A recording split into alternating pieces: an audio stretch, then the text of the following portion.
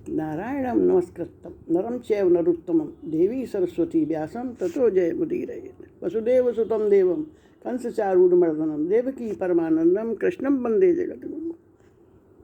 हम रामचरितमानस के रस का पान करेंगे और पिछला वीडियो हमने बनाया था 24 जून को, और अब आगे इसी को विस्तार देंगे। तुलसीदास जी जगत की रचना को विस्तार देंगे। तीनों भाइयों ने अनेकों प्रकार की बड़ी ही कठिन तपस्या की, जिसका वर्णन नहीं हो सकता। उनका उग्र तप देखकर ब्रह्मा जी उनके पास गए और बोले, हे तात, मैं प्रसन्न हूँ, वर मांगो। रावण ने विनय करके और चरण पकड़कर कहा कि हे जगदीश्वर सुनिए, वानर और मनुष्य इन दो जातियों को छोड़कर हम और किसी के मारे न मरें, हमें यह वर दीजिए। शिवजी कहते हैं कि मैंने और ब्रह्मा ने मिलकर उसे वर दिया और ऐसा ही हो, तुमने बड़ा तप किया है। फिर ब्रह्मा जी कुंभकर्ण के पास गए। उसे देखकर उनके मन में बड़ा आश्चर्य हुआ। वह दुष्ट नित्य आहार करेगा तो सारा संसार ही उजड़ जाएगा। ऐसा विचार कर ब्रह्मा जी ने सरस्वती को प्रेरणा करके उसकी बुद्धि फेर दी, जिससे उसने 6 महीने की नींद मांगी। फिर ब्रह्मा जी विभीषण के पास गए और बोले, हे पुत्र, तुम वर मांगो। उसने भगवान के चरण कमलों में निर्मल, निष्काम और अनन्य प्रेम भक्ति मांगी। उनको वर देकर ब्रह्मा जी चले गए और वे तीनों भाई हर्षित होकर अपने घर लौट आए। मय दानव की मंदोदरी नाम की कन्या परम सुंदरी और स्त्रियों में शिरोमणि थी। मय ने उसे लाकर रावण को दिया। उसने जान लिया कि यह राक्षसों का राजा होगा। अच्छी स्त्री पाकर रावण प्रसन्न हुआ और फिर उसने जाकर दोनों भाइयों का विवाह कर दिया। समुद्र के बीच में त्रिकूट नामक पर्वत पर ब्रह्मा का बनाया हुआ एक बड़ा भारी सुंदर किला था। महान मायावी और निपुण कारीगर मैं दानव को उसने फिर से सजा दिया। उसने मणियों से जड़े हुए सोने के अग्नित महल थे। मंदोदरी का जो पिता था, जैसे नागकुल में रहने की भोगावतीपुरी है पाताल लोक में, और इंद्र में रहने की स्वर्गलोक में अमरावतीपुरी है, उससे भी अधिक सुंदर और बांका यह दुर्ग था। जगत में उसका नाम लंका प्रसिद्ध हुआ। उसके चारों ओर से समुद्र की अत्यंत गहरी खाई घेरे हुए थी। उस दुर्ग के मणियों से जड़ा हुआ सोने का मजबूत परकोटा था, जिसकी कारीगरी का वर्णन नहीं किया जा सकता। भगवान की प्रेरणा से जिस कल्प में जो राक्षसों का राजा रावण होता, वही शूर प्रतापी अतुलित बलवान अपनी सेना सहित उस पुरी में बसता था। रावण को कहीं ऐसी खबर मिली। पहले वहाँ बड़े बड़े योद्धा राक्षस रहते थे। देवताओं ने उन सबको युद्ध में मार डाला। अब इंद्र की प्रेरणा से वहाँ कुबेर के 1 करोड़ रक्षक यक्ष लोग निवास करते थे लंका में। रावण को कहीं ऐसी खबर मिल गई। तब उसने सेना सजाकर किले को जा घेरा। उस बड़े विकट योद्धा और उसकी बड़ी सेना को देखकर यक्ष अपने प्राण लेकर भाग खड़े हुए। तब रावण ने घूम घूम कर सारा नगर देखा। उसकी स्थान संबंधी चिंता मिट गई और उसे बहुत ही सुख हुआ। उस पुरी को स्वाभाविक ही सुंदर और बाहर वालों के लिए दुर्गम अनुमान करके रावण ने वहाँ अपनी राजधानी बना ली। फिर उसने जाकर एक योग्यता के अनुसार घरों को बांटकर रावण ने सब राक्षसों को सुखी किया। एक बार वह कुबेर पर चढ़ दौड़ा और उससे पुष्पक विमान छीन कर ले आया। फिर उसने जाकर एक बार खिलवाड़ में कैलाश पर्वत को ही उठा लिया और मानो अपनी भुजाओं का बल तोड़कर बहुत सुख पाकर वह वहाँ से चला आया। सुख, संपत्ति, पुत्र, सेना, सहायक, जय, प्रताप, बल, बुद्धि और बढ़ाई, ये सब उसके नित्य नए वैसे ही बढ़ते जाते थे जैसे प्रत्येक लाभ पर लोभ बढ़ता है। अत्यंत बलवान कुंभकर्ण सा उसका भाई था, जिसके जोड़ का योद्धा जगत में पैदा ही नहीं हुआ। वह मदिरा पीकर 6 महीने सोता रहता था। उसके जागते ही तीनों लोकों में तहलका मच जाता था। यदि वह प्रतिदिन भोजन करता तब तो संपूर्ण विश्व शीघ्र ही चौपट हो जाता, शीघ्र ही खाली हो जाता। रणधीर ऐसा था जिसका वर्णन नहीं किया जा सकता। लंका में उसके ऐसे असंख्य बलवान वीर थे रावण के। मेघनाथ रावण का बड़ा लड़का था, जिसका जगत में के योद्धाओं में पहला नंबर था। रण में कोई भी उसका सामना नहीं कर सकता था। स्वर्ग में तो उसके भय से नित्य भगदड़ मची रहती थी। इसके अतिरिक्त दुर्गम, दुर्मुख, अकंपन, वज्रदंत, धूमकेतु और अतिकाय आदि ऐसे अनेक योद्धा थे जो अकेले ही सारी जगत को जीत सकते थे।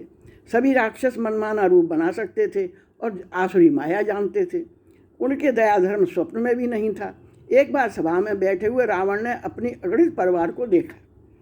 पुत्र पौत्र कुटुंबी सेवक ढेर के ढेर थे। सारी राक्षसों की जातियों को तो गिन ही कौन सकता है। अपनी सेना को देखकर स्वभाव से ही अभिमानी रावण बड़ा क्रोध और गर्व से सनी हुई वाणी बोला, हे समस्त राक्षसों के दलों, सुनो, देवतागण हमारे परम शत्रु हैं। वे सामने आकर युद्ध नहीं करते, बलवान शत्रु को देखकर वे भाग भी जाते हैं। उनका मरण एक ही उपाय से हो सकता है, मैं समझाकर कहता हूँ, अब उसे सुनो। उनके बल को बढ़ाने वाले, देवताओं के बल को बढ़ाने वाले ब्राह्मण भोजन, यज्ञ, हवन और श्राद्ध, इन सब में जाकर तुम बाधा डालो। भूख से दुर्बल और बलहीन होकर देवता सहज ही हमसे आ मिलेंगे, तब उनको मैं मार डालूंगा, अथवा भली भांति अपने अधीन करके सर्वथा पराधीन करके छोड़ दूंगा। फिर उसने मेघनाथ को बुलवाया और सिखा पढ़ाकर उसके बल और देवताओं के प्रति बैरभाव को ही उत्तेजना उसमें पैदा की। फिर कहा, हे पुत्र, जो देवता रण में धीर और बलवान है और जिन्हें लड़ने का अभिमान है, उसे युद्ध में जाकर जीत कर बांध लाना। बेटे ने उठकर पिता की आज्ञा को सिरधार्य किया। इसी तरह उसने सबको आज्ञा दी और आप भी हाथ में गदा लेकर चल दिया। रावण के चलने से पृथ्वी डगमगाने लगी और उसकी गर्जना से देवक मणियों के गर्भ गिरने लगे। रावण को क्रोध सहित आते हुए सुनकर देवताओं ने सुमेरु पर्वत की गुफाओं की तलहटी में भागकर सुमेर की गुफाओं का आश्रय लिया। दिक्पालों के सारे सुंदर लोगों को रावण ने सुना पाया। वह बार बार भारी सिंहनाद गर्जना करके देवताओं को ललकार कर गालियां देता था।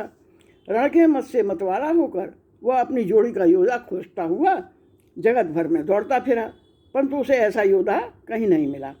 सूर्य, चंद्रमा, वायु, वरुण, कुबेर, अग्नि, काल, यम आदि सब अधिकारी, किन्नर, सिद्ध, मनुष्य, देवता और नाग, सभी के पीछे वह हठपूर्वक पड़ गया।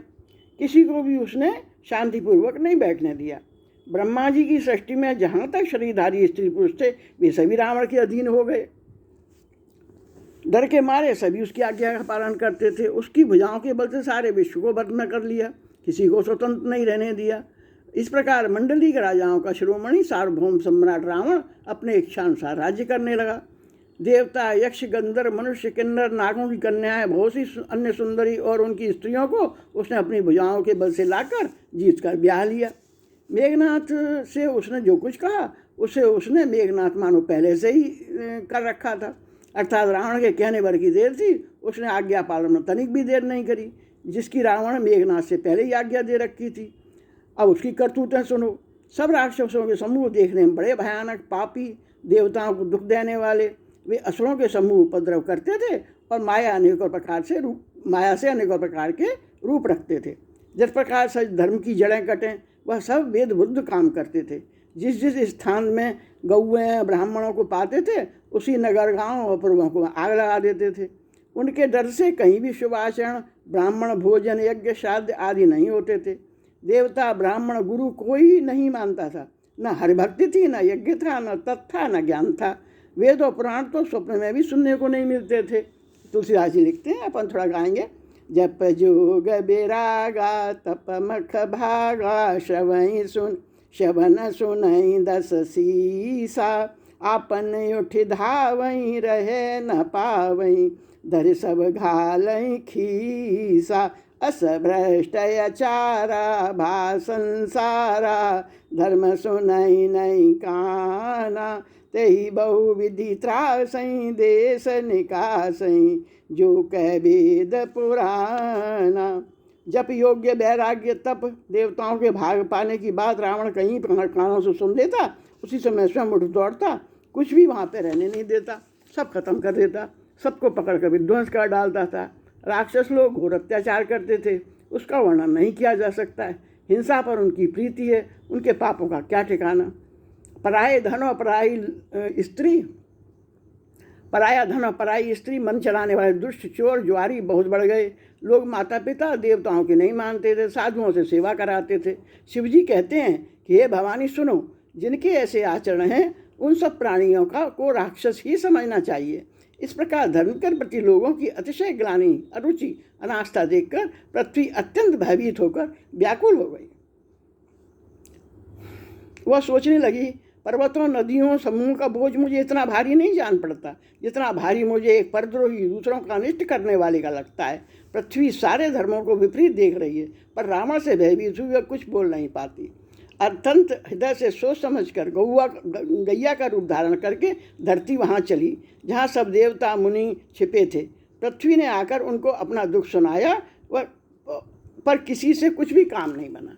अब हम आगे अगली देखेंगे किस्त में इसको आनंद लेंगे। पृथ्वी को गौ का रूप धारण करके भगवान के पास जाने की यात्रा शुरू करेंगे। पुनः पुनः नमन, पुनः पुनः वंदन सभी बच्चों को, अभिभावकों को।